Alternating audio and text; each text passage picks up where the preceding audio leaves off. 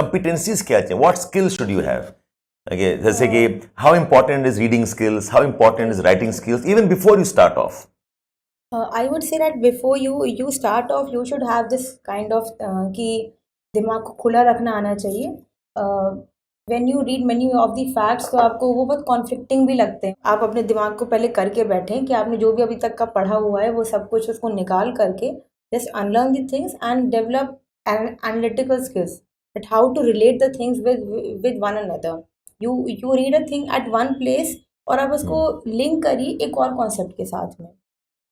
Analytical के अलावा आप जब आपको प्रेजेंटेशन भी डेवलप करनी पड़ेगी, मतलब be it in the spoken things और in on the written things.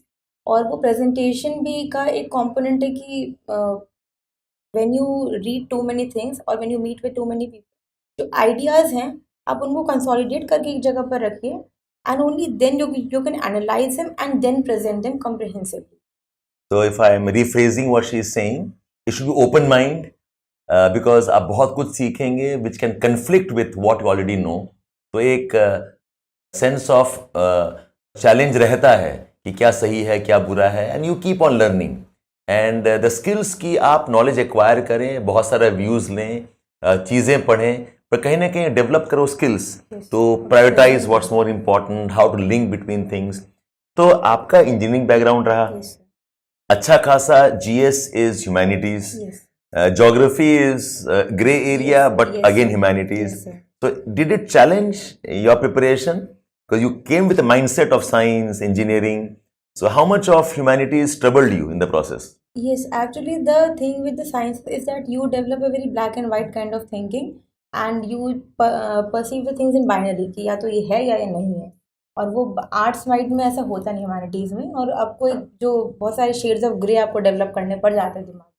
तो इन दैट वे मेहनत ज़्यादा करनी पड़ती है, लेकिन मज़ा भी आता है क्योंकि हम लोगों ने हमेशा से बहुत साइंटिफिक माइंडसेट के साथ में पढ़ाई करी है. तो बहुत एक बिल्कुल यूनिक डायरेक्शनल माइंडसेट रहता है, तो वो इंटरेस्टिंग लगता है जब आर्ट्स पढ़ते हैं. तो I think the ambiguity of things and my case मतलब अच्छा लगा था कि ओ माय गॉड, ये तो, और सब्जेक्ट्स की डाइवर्सिटी बहुत ज़्यादा है, तो इसलिए था कि भाई मन नहीं करा तो हिस्ट्री पढ़ लिया, वरना सोशियोलॉजी पढ़ ली, पब्लिक एडमिनिस्ट्रेशन पढ़ ली, साइकोलॉजी पढ़ लिया. तो बहुत इंटरेस्टिंग लगा इसलिए पढ़ करके भी. ऐसा लगा कि oh my God, physics chemistry maths के अलावा भी एक लाइफ होती है.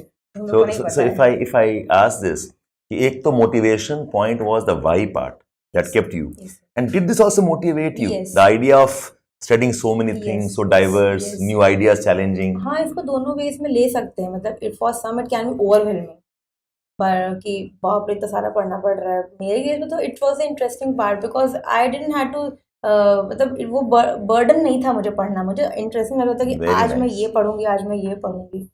This is a very important quality.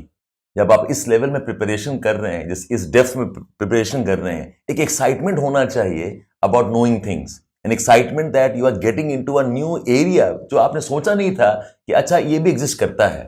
So motivation will not always come from what you will become. It also comes from the path that you take while you're preparing. Okay, ये जो curiosity है, the childlike excitement about knowing things, very nice Preksha, excellent. Excitement तो मैं बोलूँगी कि जो भी top most जितने भी, मतलब भी डॉक्टर APJ अब्दुल कलाम भी, आप किसी को भी ले लीजिए, वो सभी ने कहा है कि व्हेन दे वर क्यूरियस, मतलब आप आइंस्टीन को देखिए, जब वो क्यूरियस थे तभी उन्होंने इतनी चीज़ें डिस्कवर कर पाए, because they were ready to listen to the other people and they were ready to challenge their own concepts. So only then they were able to grow to such heights. तो ये जो idea हम बताते हैं कि the preparation is not simply course completion. The preparation is not simply some books to be read and articles to be read. It's deeper in terms of personality development. You develop into a completely new person, and I always think that motivation जो होता है ना, एक internal motivation सब कहते हैं होना चाहिए, external के लिए से नहीं होगा. And internal motivation becomes when you become your own hero. Wow. You don't have to search for the heroes everywhere. आप अपने कल के दिन से आज को कंपेयर कर लीजिए. Have you progressed a little bit? मैंने अभी उसका लेक्चर में भी बताया था. There's a Japanese technique called Kaizen. उसमें वो बहुत इंक्रीमेंटल उसमें स्टेप्स को इंक्रीज करते हैं, and that is the way to how you achieve greater things in life. आप रोज उठ करके कुछ एडिशनल करिए या कुछ भी ऐसा अपलिफ्टिंग सा देखिए but that's how you grow. Every This day exam, is a yes. new learning. Yes, Every this day exam is is a a completely transformational thing. मतलब I can say that from this stage of this caterpillar to pupa to this butterfly, आप इस exam के through बन सकते हैं, and in the very like small amount of time possible. वरना आपको पूरी life लग जाती है सब सीखने में. it's a shortcut Yes, yes, in it's a some shortcut. in some achievements Yes, that you it's would a have. shortcut. So please, all aspirants and all viewers, it's a very important thing that she has said.